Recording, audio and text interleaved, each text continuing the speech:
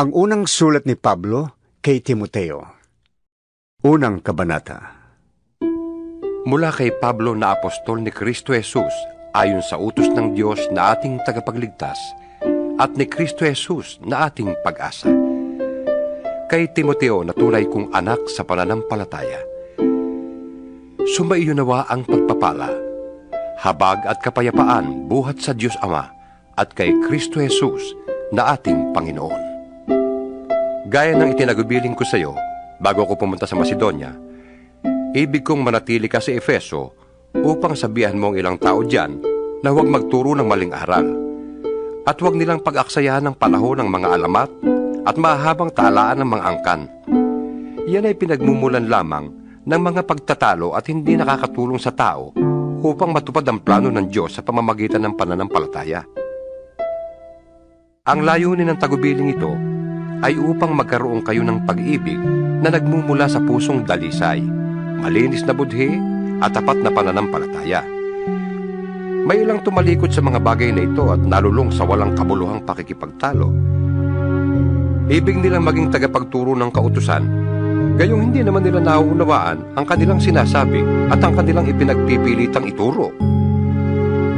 Alam naman natin ang kautusan mabuti kung ginagamit sa tamang paraan.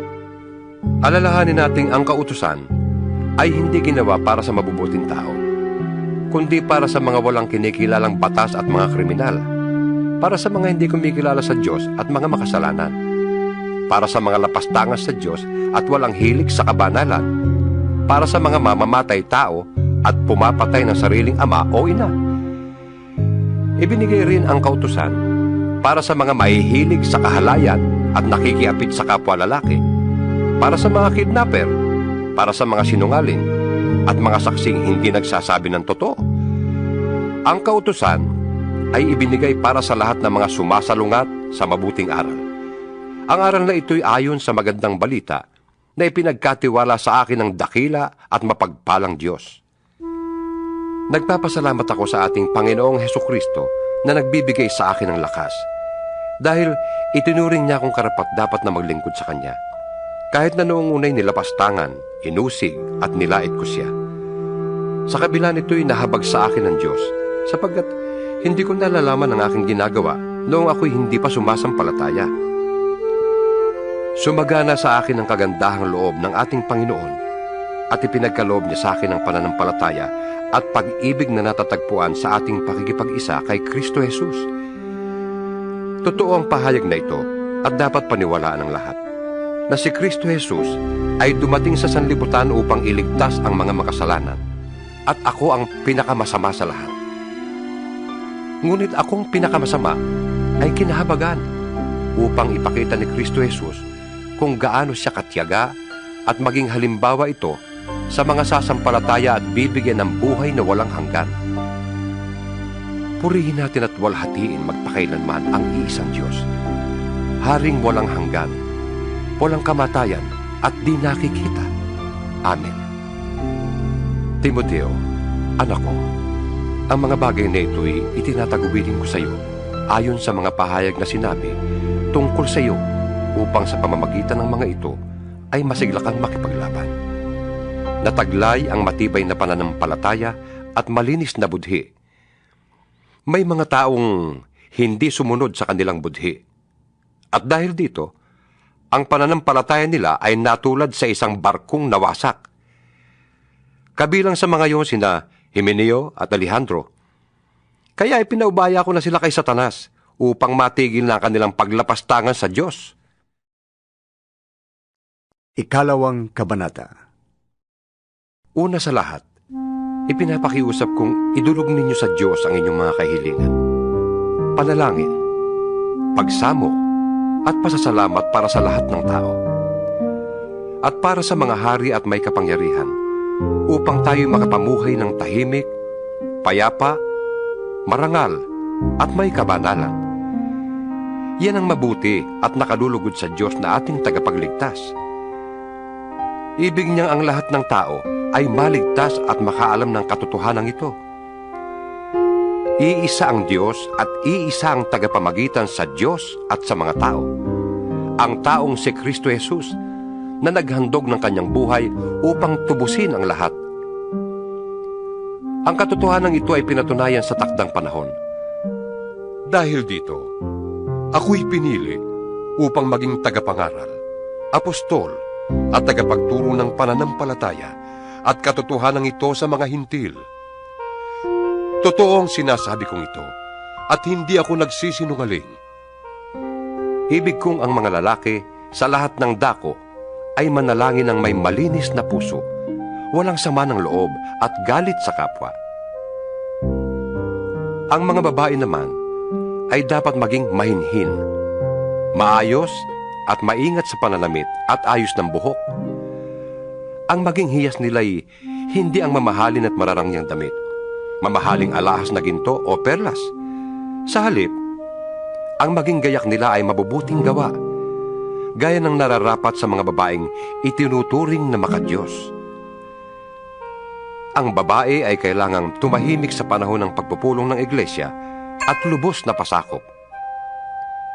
Hindi ko sila pinapayagang magturo o mamuno sa lalaki, kundi dapat silang tumahimik, sapagkat si Adan ang unang nilalang bago si Eva. At hindi si Adan kundi si Eva ang nadaya at nagkasala. Ngunit maliligtas ang babae sa pagsisilang ng sanggol kung magpapatuloy siya sa pananampalataya, pag-ibig, kabanalan at maayos na pamumuhay. Ikatlong kabanata. Totoo ang pahayag na ito, na ang nagnanais na maging tagapangasiwa sa iglesia ay naghahangad ng mabuting gawain.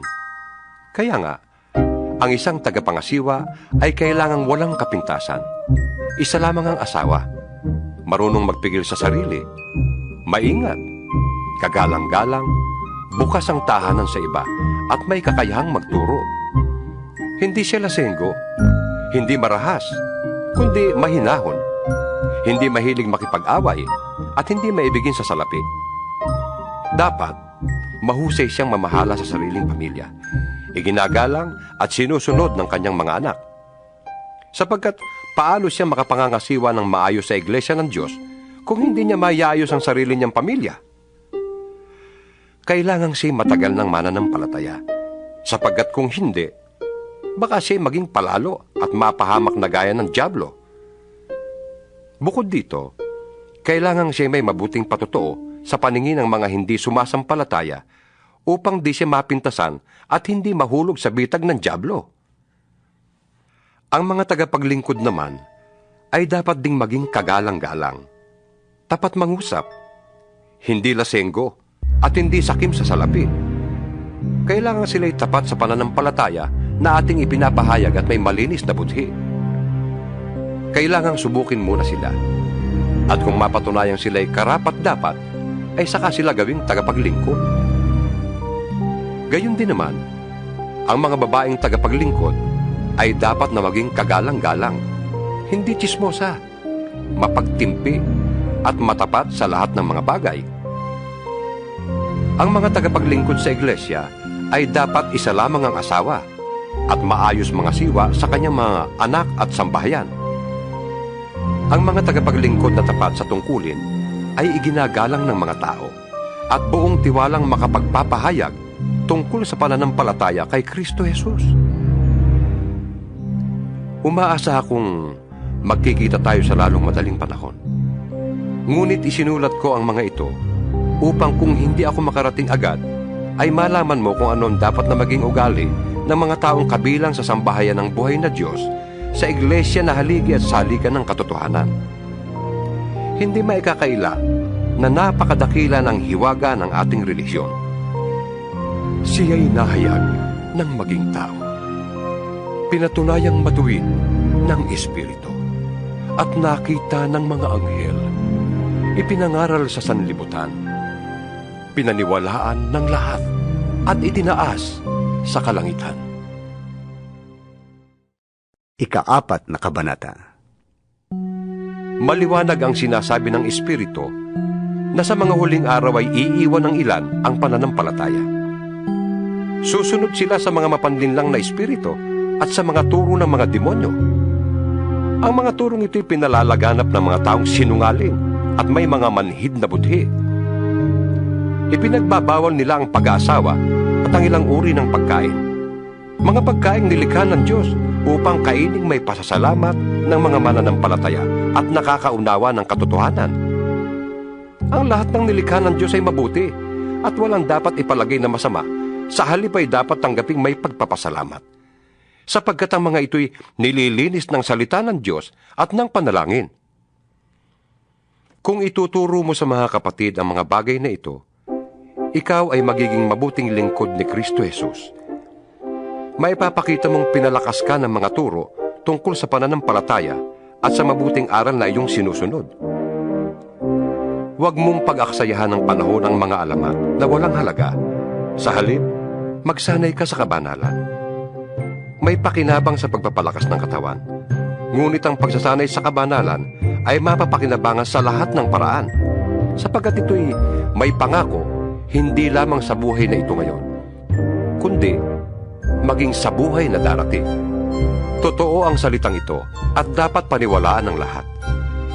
Dahil dito, nagsisikap tayo at naghihirap, sapagkat umaasa tayo sa Diyos na buhay at siyang tagapagligtas ng lahat ng mga tao, lalo na ng mga mananampalataya.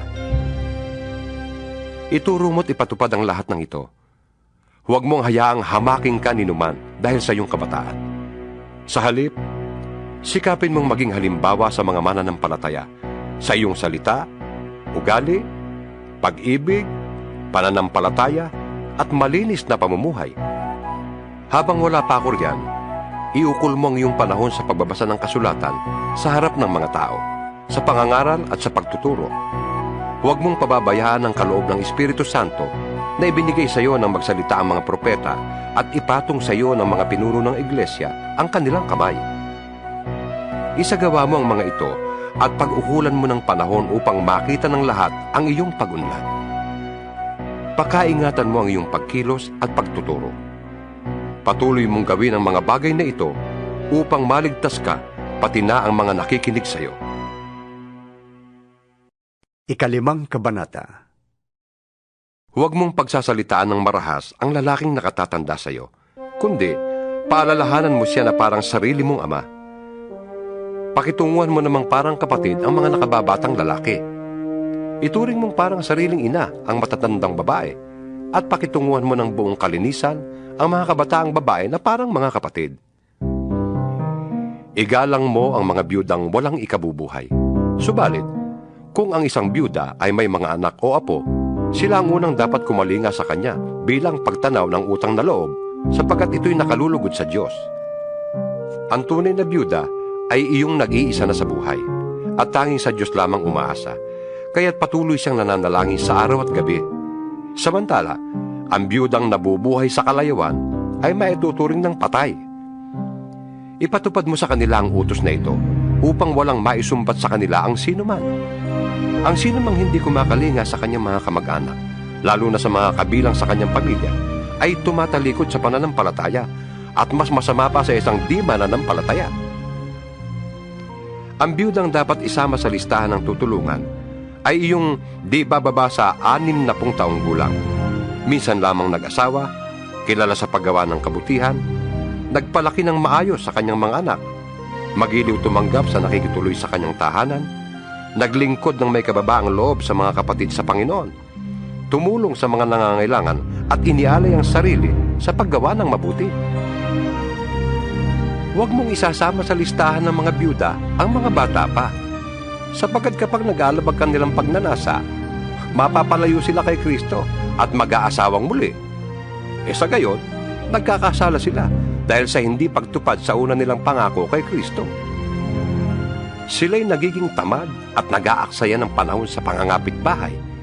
At sila'y nagiging tsismosa, mahiling makialam sa buhay ng may buhay at madaldal. Kaya't para sa akin, mabuti pang sila'y mag-asawang muli, magkaanak at mag-asikaso ng tahanan, upang ang ating kaaway ay hindi magkaroon ng pagkakataong mapintasan tayo, sapagkat may ilan ng biyudang nailigaw ni Satanas. Kailangang alagaan ng babaeng mananampalataya ang mga kamag-anak nilang biyuda, nang hindi sila maging pabigat sa iglesia. Sa gayon, ang aalagaan ng iglesia ay yun lamang mga biyudang walang ibang inaasahan. Ang mga pinunong mahusay mamahala ay karapat-dapat tumanggap ng dobling paggalang, lalo na ang mga masigasig sa pangangaral at pagtuturo ng salita ng Diyos. Sapagkat sinasabi ng kasulatan, huwag mong tatalian ang bibig ng baka habang ginagamit sa pag-iik. Nasusulat din, ang manggagawa ay karapat-dapat bayaran. Huwag mong tatanggapin ang anumang paratang laban sa isang pinuno ng iglesia kung walang patotoo ng 2 o 3 saksi. Pagsabihan mo sa harap ng lahat, ang sino mang ayaw tumigil sa paggawa ng masama para matakot ang iba. Sa harap ng Diyos at ni Kristo Jesus at ng kanyang mga banal na mga anghel, iniuutos kong sundin mo ang mga bagay na ito nang walang kinikilingan o itinatangi. Huwag mong ipapatong agad ang iyong kamay sa sino man upang bigyan ito ng kapangyarihang mamahala. Ingatan mong huwag kang masangkot sa kasalanan ng iba.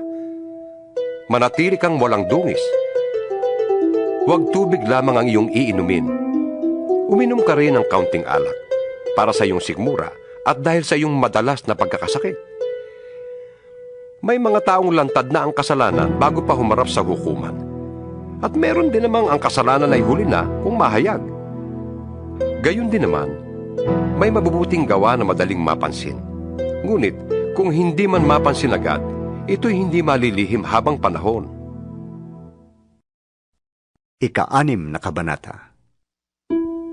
Ang mga alipin ay dapat magpakita ng buong paggalang sa kanilang mga amo para walang masabi laban sa pangalan ng Diyos at sa ating mga aral. At kung ang kanila namang amo ay kapwa nila Kristiyano, hindi sila dapat magkulang ng paggalang sa mga ito sa dahilang sila'y magkapatid sa pananampalataya. Dapat pa nga nilang pagbutihin ang kanilang paglilingkod sapagkat ang pinaglilingkuran nila ay kaisa sa pananampalataya at pag-ibig. Ituro mo't ipatupad ang mga bagay na ito. Kung nagtuturo ang sino man ng ibang turo at di sang-ayon sa mga tunay na salita ng Panginoong Hesukristo at sa mga aral tungkol sa kabanalan, siya ay nagyayabang, ngunit walang nalalaman. Sakit na niyang manuligsa at makipagtalo tungkol sa mga salita. Bagay na humahantong sa inggitan, alitan, kutsaan, at pagbibintang. Mahilig din siyang makipagtalo sa mga taong liko ang pag-iisip at di kumikilala sa katotohanan. Akala ng mga ganitong tao ay paraan ng pagpapayaman ng relihiyon. Kung sa bagay, malaki nga ang mapapakinabang sa relihiyon kung ang tao ay marunong masyahan. Wala tayong dalang anuman sa sanlibutan at wala rin tayong madadalang anuman pag-alis dito.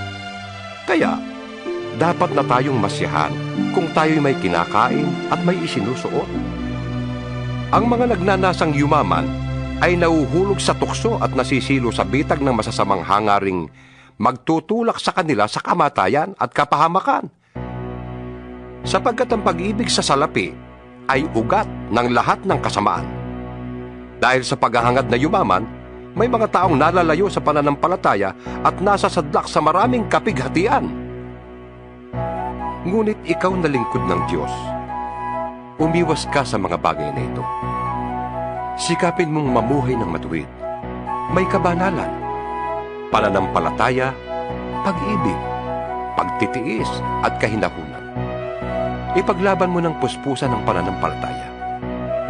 Manangang kang mabuti sa buhay na walang hanggan dahil diyang katinawag ng Diyos nang ipahayag mo sa harap ng maraming saksi ang iyong pananalig kay Kristo. Hindi uutos ko sa iyo, sa ngalan ng Diyos na nagbibigay buhay sa lahat, at sa harap ni Kristo Jesus na nagbigay ng mabuting patotoo kay Poncio Pilato. Sundin mong mabuti ng may katapatan ang mga iniutos sa iyo hanggang sa pagbabalik ng Panginoong Hesukristo. Siya'y darating sa panahong itinakda ng mapagpala at makapangyarihang Diyos, Hari ng mga hari at Panginoon ng mga Panginoon. Siya lamang ang walang kamatayan at nananatili sa liwanag na di matitigan. Walang taong nakakita o makakakita sa Kanya. Sa Kanya ang karangalan at kapangyarihang walang hanggan. Amen. Ituro mo sa mayayaman na huwag silang magmamataas at huwag silang umasa sa kayamanang lumilipas, kundi sa Diyos na masaganang nagbibigay ng lahat ng ating kailangan upang tayo'y masiyahan. Turuan mo silang gumawa ng mabuti at magpakayaman sa mabuting gawa. Maging bukas palad at matulungin sa kapwa. Sa gayon, makakapag-impok sila para sa matatag na hinaharap at makakamtan nila ang tunay na buhay. Timoteo, pakaingatan mo ang ipinagkatiwala sa iyo. Iwasan mo ang mga usapang walang kabuluhan at ang likong pangangatwiran. Dahil sa kanilang pagmamarunong, may mga taong nalihis sa pananampalataya. Pagpalain nawa kayo ng Diyos.